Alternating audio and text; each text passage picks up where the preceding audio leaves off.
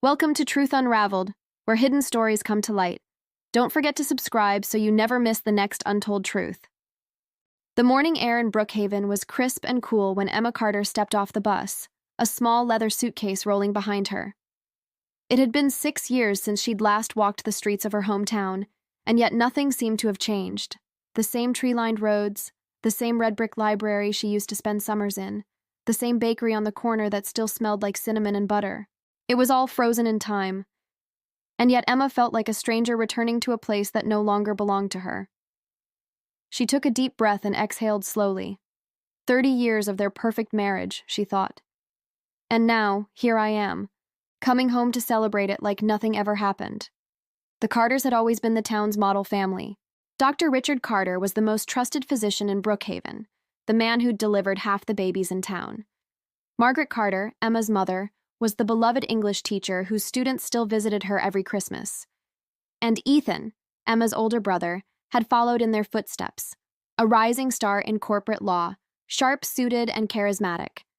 Even Emma herself, despite her rebellious streak, had graduated from a top art school in New York. On paper, they were the definition of the American dream. But perfection, Emma knew, was often a carefully crafted illusion. As her cab turned onto Sycamore Lane, her childhood home came into view. A sprawling colonial-style house with ivy crawling up the white columns and hydrangeas blooming along the porch. It looked exactly the same as it had when she was a child. She paused at the gate, staring up at the house with an odd feeling in her chest. Nostalgia, maybe, mixed with something harder to name. The front door opened before she could knock. "Emma!" her mother exclaimed, rushing down the steps, her floral apron still on. Margaret smelled like rosemary and lemon, the scent of Sunday dinners and old storybooks. "Oh, my baby, look at you." Emma smiled and let herself be pulled into a hug. "Hi, Mom." "Let me look at you." Margaret held her at arm's length. "New haircut, new city glow. You look grown up." "I'm almost 30, Emma said with a laugh. "About time." Her father appeared in the doorway next, taller and grayer than she remembered, but still with that commanding presence, the kind of man people listened to without question. "Welcome home, Em," Richard said, pulling her into a brief, firm embrace. "Good to see you, Dad." Then Ethan emerged, holding a glass of iced tea, smirking. "The prodigal daughter returns." "Shut up," she said, laughing as they hugged. The first few hours were exactly what she'd expected. Small talk over tea, neighbors dropping by to welcome her back, chatter about the anniversary party scheduled for the weekend. Everything was warm and familiar, but underneath it, Emma couldn't shake the feeling that something was off. It was the way her father kept checking his watch, the way her mother's smile sometimes faltered when she thought no one was looking, the way Ethan changed the subject every time she asked about how things had been while she was gone. It was subtle, but unmistakable. Something was wrong. Later that evening, while unpacking in her old bedroom, a shrine to her teenage years, complete with band posters and art supplies, Emma wandered to the bookshelf. Behind a stack of old sketchbooks, she found a small, dust-covered photo album she didn't recognize. Curious, she opened it. Most of the photos were familiar. Birthdays, Christmases, family vacations. But near the back, tucked between pages of holiday snapshots, one photograph stopped her cold. It was a picture of her family, her mother, father, and Ethan, standing in front of the house. Emma was maybe 3 years old, wearing a yellow sundress and holding a stuffed rabbit. But next to her, holding her father's hand, was another girl. Slightly older, maybe 6. Brown hair, serious eyes. Someone Emma had never seen before. A chill prickled down her spine. She turned the photo over. No names, no dates. Just a faint coffee stain. "Hey, Mom?" she called out as she walked downstairs. "Can I ask you something?" Margaret looked up from the kitchen where she was kneading dough. "Of course, dear." Emma handed her the photo. "Who's this girl?" Her mother froze. Just for a second, but long enough for Emma to notice. Then she smiled, too quickly. "Oh, that's probably a neighbor's child. We used to babysit sometimes when you were little." Emma raised an eyebrow. Really? I don't remember her. You were very young. Margaret wiped her hands on her apron and turned back to the counter. Now, how about we order pizza tonight? I know you love the pepperoni from… Mom. Emma's tone sharpened. What's her name? Margaret hesitated. I don't remember, honey. It was a long time ago. Emma studied her mother's face. She was lying. She didn't know how she knew, but she did. That night at dinner, the tension grew thicker. Richard told stories from his medical practice. Ethan bragged about a case he'd just won, but no one asked about Emma's life in New York. No one mentioned the photo. And when she brought it up again, her father cleared his throat and changed the subject. After dessert, Emma stepped out onto the back porch, craving air. The night was still and quiet, the kind of small-town silence that used to comfort her. But now, it felt suffocating. Through the open kitchen window, she heard her parents' voices, hushed, urgent. She's asking questions, Margaret whispered. Of course she is, Richard replied. We knew this would happen eventually. She found the photo. A pause. Then we have to make sure she doesn't find anything else. Emma's heart hammered in her chest. What else was there to find? She crept back to her room and sat on the edge of her bed, staring at the photo still clutched in her hand. The little girl's serious eyes seemed to stare right back at her. Who was she? And why was everyone pretending she didn't exist? Emma lay awake for hours that night, turning the question over and over in her mind. By the time dawn began to break, she had made up her mind. She didn't come back to Brookhaven just to play the role of the perfect daughter at a perfect anniversary party. Something was hiding beneath the surface of this family, something big, and she was going to find out what it was, even if it meant tearing everything apart. The next morning, the Carter house was bathed in soft, honey-colored light. The smell of freshly brewed coffee drifted through the kitchen, and Margaret hummed to herself as she flipped pancakes, a domestic picture so familiar that Emma almost let herself believe nothing had changed. Almost. She carried the old photograph down the stairs, the one with the mysterious little girl she had found the night before. She set it gently on the kitchen counter. Mom? She asked casually. Who's this?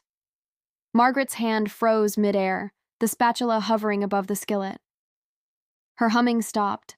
For a fraction of a second, her face tightened, a fleeting look of panic, before she forced a smile. Oh, that? She said too quickly. Just one of the neighborhood kids. You used to play together when you were little. Emma frowned. Really? Because I don't remember her. And why is she in a family picture? Her mother waved her off. We used to include the neighborhood children in everything. You know how it was back then.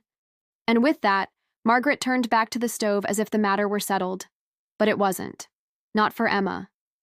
All morning, the image of that little girl clung to her thoughts like a shadow. At lunch, the family gathered around the big oak table for the first time in years. Richard talked about his patients, Ethan updated them on his latest court case, and Margaret fussed over the menu. It was, by all appearances, a perfectly normal family meal. Yet beneath the surface, the tension was thick enough to cut with a knife. Emma noticed the small things, the way her father avoided her gaze, the way Ethan's smile seemed just a little too forced, the way Margaret jumped whenever someone mentioned the past. It was as if the whole family had silently agreed to tiptoe around a landmine. During dessert, Margaret began reminiscing about Emma's childhood, stories Emma had heard 1,000 times before. But halfway through, she stopped mid-sentence, her face pale, as if she had almost said too much. Richard quickly changed the subject, asking Ethan about his latest client. The conversation shifted abruptly, and the moment passed. But Emma felt it. There was a story hiding between the cracks of their carefully curated memories.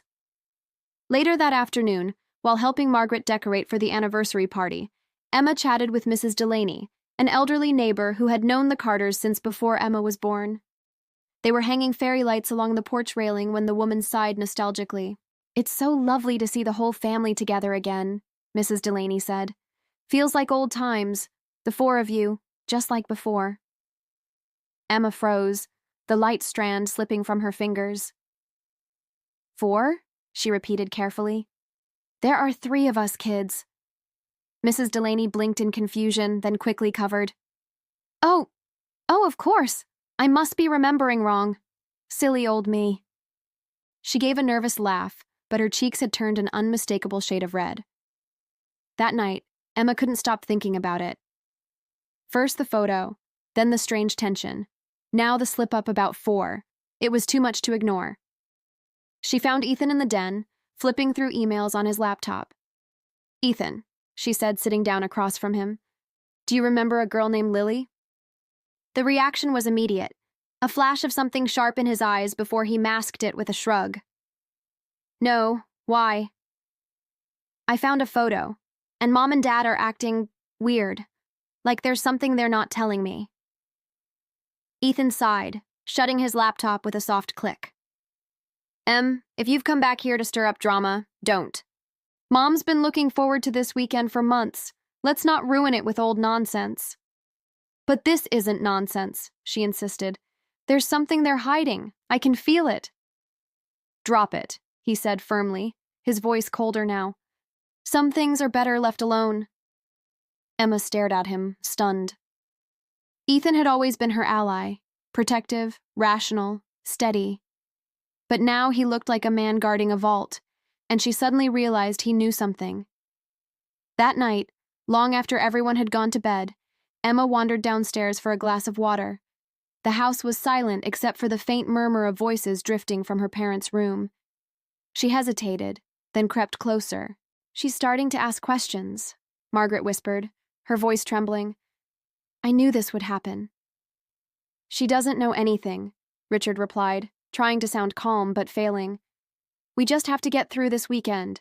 After that, she'll go back to New York and forget." "She heard the name," Margaret said. "Lily. What if she digs deeper?" There was a long pause. Then Richard spoke again, his voice heavy with something that sounded like guilt. "Then we'll have to tell her the truth. All of it." Emma's heart slammed against her ribs. She backed away before they could hear her and hurried upstairs, her mind racing. Lily.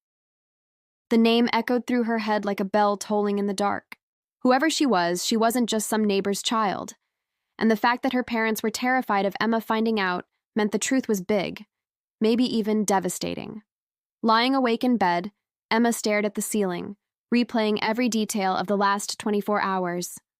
The photo, the dinner table tension, the neighbor's slip, Ethan's warning. And now this. Her parents whispering about a name she had never heard before. The Carters had always been the picture of perfection. But now, that perfect portrait was beginning to crack, and through those cracks, something dark was starting to seep out. And Emma knew one thing for sure. She was going to find out who Lily was, no matter what it cost. The following morning, the Carter house felt heavier, as if the walls themselves were holding their breath. Emma woke with a strange, restless energy coursing through her. The name she had overheard, Lily, refused to leave her mind. It clung to her thoughts like a song stuck on repeat. Whoever Lily was, she was woven into her family's story in a way no one wanted to admit. And Emma was done pretending not to notice. After breakfast, while her parents ran errands for the upcoming anniversary celebration and Ethan left for a work call, Emma decided it was time to start digging. She made her way to the attic, a place she hadn't set foot in since she was a child. Dust motes floated lazily through the beams of morning light, and the air smelled faintly of cedar and forgotten time. Old furniture, boxes of Christmas decorations, and stacks of photo albums were piled high like relics of a life long gone. She started rummaging through them carefully, one by one. Most albums were meticulously arranged, labeled with dates and captions in her mother's neat handwriting. Summer vacation 99, Ethan's graduation, Emma's first birthday. Everything seemed perfectly ordinary until she reached a thick leather-bound album shoved deep into the back of a shelf. It was older, heavier, and unlike the others, it had no label. Emma opened it slowly, and almost immediately, her heart began to race. The first few pages were filled with the usual snapshots. Birthdays, holidays, family picnics. But halfway through, something changed. Several pages were missing entirely, torn cleanly from the spine, and on one remaining page, a photograph caught her breath. Her parents, much younger, standing on the front porch. In her mother's arms was a little girl with dark curls and wide, curious eyes. the same girl from the photograph she had found in her room. Her hands trembled as she traced the girl's face with her fingertip. On the bottom edge of the photo, scrawled faintly in pen, was a single word: Lily. Emma sat back on her heels, her pulse pounding in her ears. The girl wasn't a neighbor. She was part of the family. She had to be. But why had every trace of her been erased? As she continued searching, Emma discovered a small, faded envelope tucked inside the back of the album. Inside was a child's drawing, stick figures drawn with bright crayon colors. 4 people, her father, her mother, Ethan, and herself. And standing beside them, holding her father's hand, was a 5th figure labeled in blocky, childish letters: Lily Carter. The room seemed to spin around her. Lily Carter. Not a neighbor, not a family friend, a Carter. Why would they lie about this? She whispered aloud to the empty attic. Why would they pretend she never existed? Determined to get answers, Emma carried the photo and drawing downstairs and waited until her mother returned. Margaret was in the kitchen, unpacking groceries, when Emma placed them gently on the counter. The color drained from her mother's face. "Where did you find those?" Margaret asked, her voice thin and shaky. "In the attic," Emma said evenly. "Who is Lily?" Her mother hesitated, gripping the edge of the counter for support. "I told you. She was a neighbor At's daughter we looked after for a while." "Stop lying to me," Emma snapped, the frustration that had been building for days finally breaking free. "This is a family photo. This is a drawing with our last name on it. Who is she, Mom?" Margaret opened her mouth as if to speak, then closed it again. She looked like a woman drowning in memories too heavy to resurface. "It's complicated," she murmured, "and it's not something I want to talk about." "Well, I do," Emma insisted, "because you've been lying to me my whole life. You erased someone named Lily, from our family, and I deserve to know why."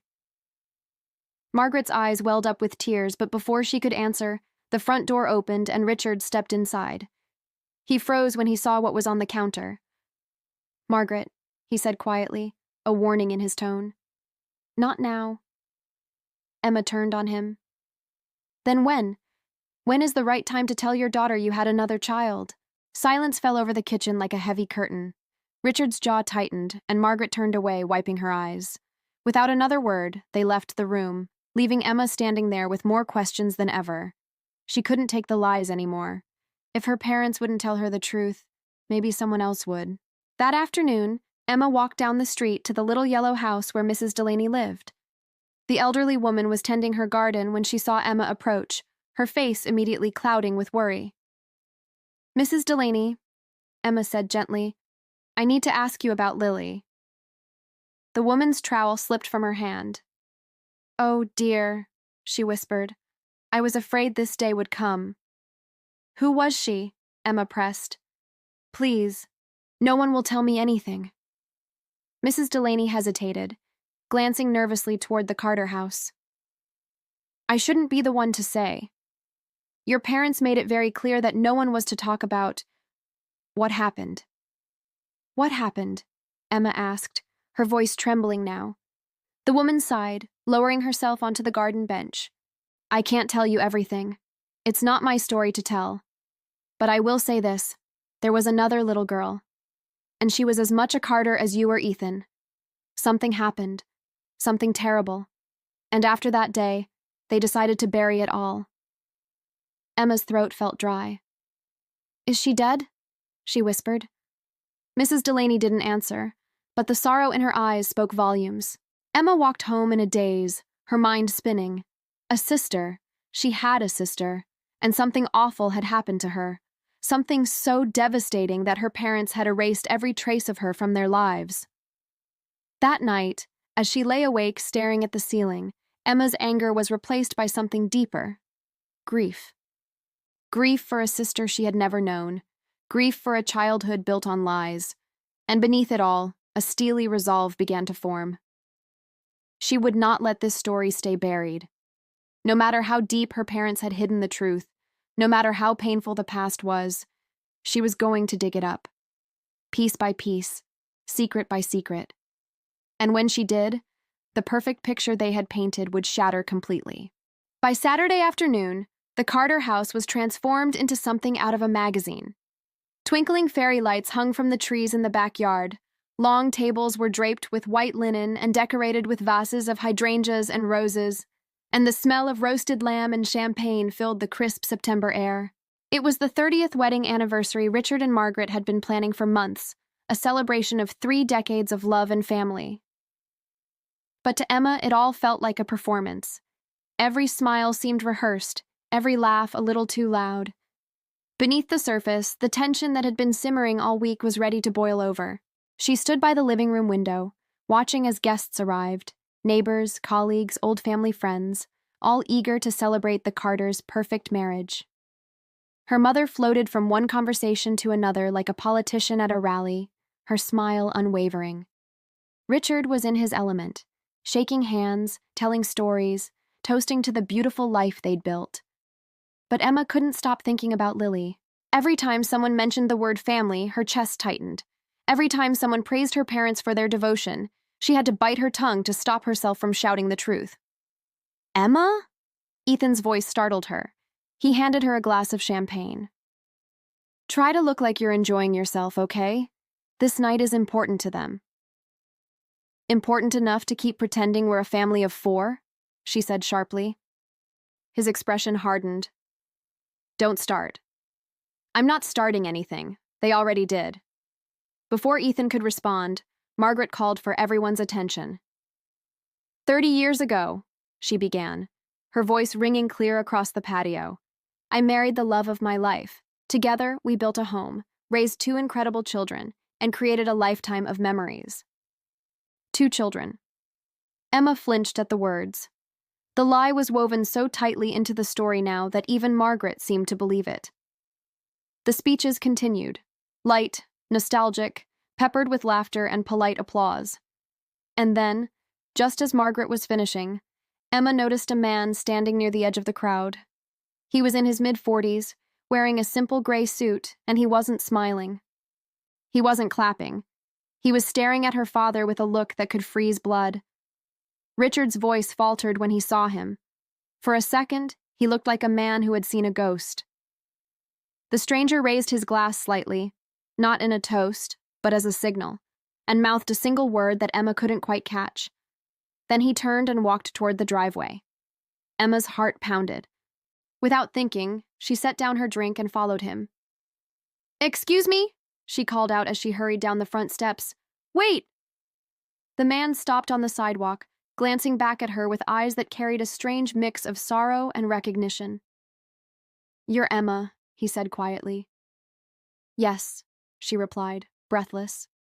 "Do I know you?" He shook his head. "No, but I knew your family.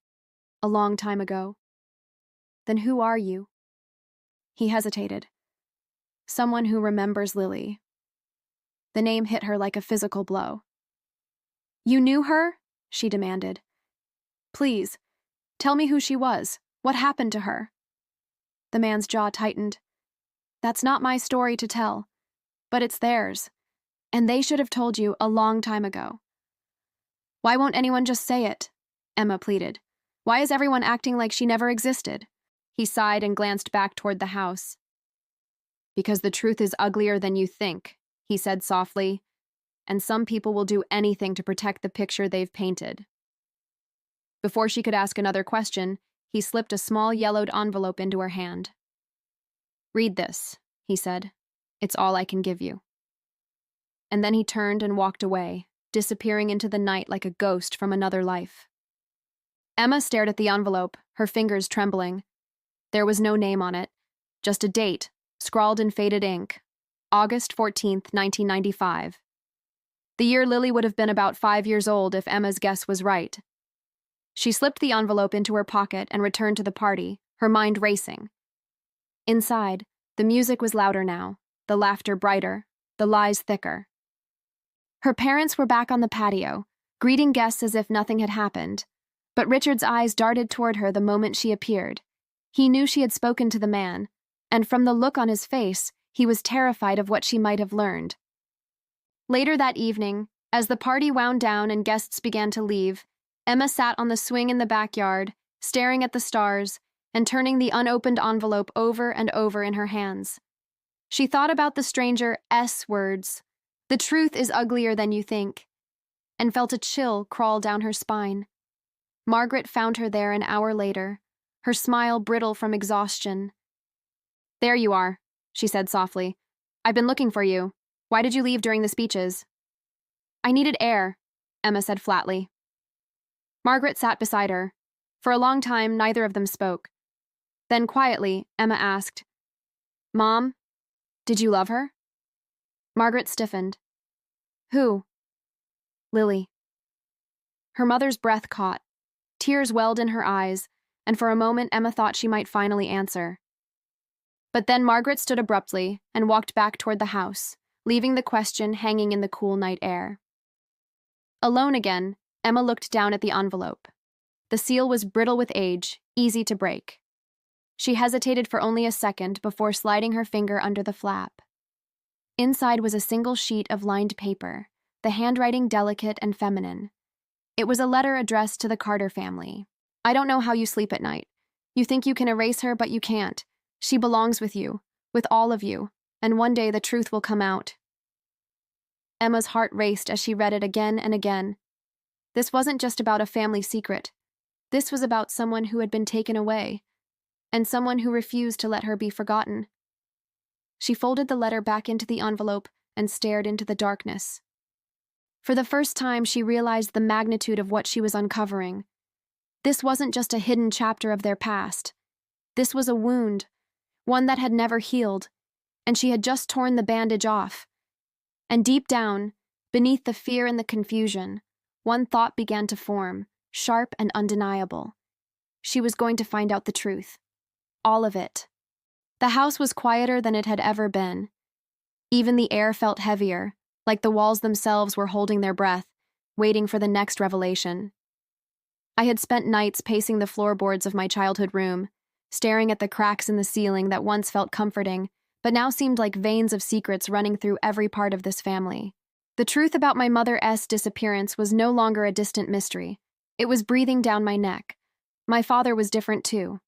The once unshakable man who controlled every conversation now avoided my eyes. At breakfast, his hands trembled as he poured his coffee. He spoke less, smiled never, and his gaze often drifted toward the old barn at the edge of our property, the same barn my mother had spent so much time in before she vanished. I couldn't ignore it anymore. Something waited for me there. One evening, just as the sun dipped behind the hills, painting the sky in shades of crimson, I grabbed a flashlight and made my way toward the barn. The wooden door groaned as I pushed it open, dust swirling in the fading light. Everything looked ordinary. Stacks of hay, rusted tools, the scent of earth and oil. But then I saw it. A small padlocked chest tucked beneath an old tarp, the initials M.A. carved into its lid. My hands shook as I pried it open. Inside, I found letters, dozens of them, written in my mother's handwriting. Each one told a story more heartbreaking than the last. She had been planning to leave. She had discovered something about my father, something so devastating she feared for her life if she confronted him directly. The final letter stopped my breath entirely. "If you're reading this, it means I never got the chance to tell you the truth. Trust no one. The family you think you know is built on lies." Tears blurred my vision as I clutched the papers to my chest. I stumbled back into the night, my heart pounding. The wind howled through the empty fields, and for the first time, I felt truly alone. My father had lied. My siblings had lied. And somewhere beneath the surface of all these carefully constructed stories was a truth darker than I had ever imagined. I confronted my father the next morning. The moment he saw the letters, the color drained from his face. He didn't deny them. He didn't even try. Instead, he whispered, "There are things you'll never understand. Things that needed to be done." But when I pressed him for details, he turned away and left the room in silence. That night, I stood by my mother's empty chair at the dinner table, the same seat that had remained untouched for decades.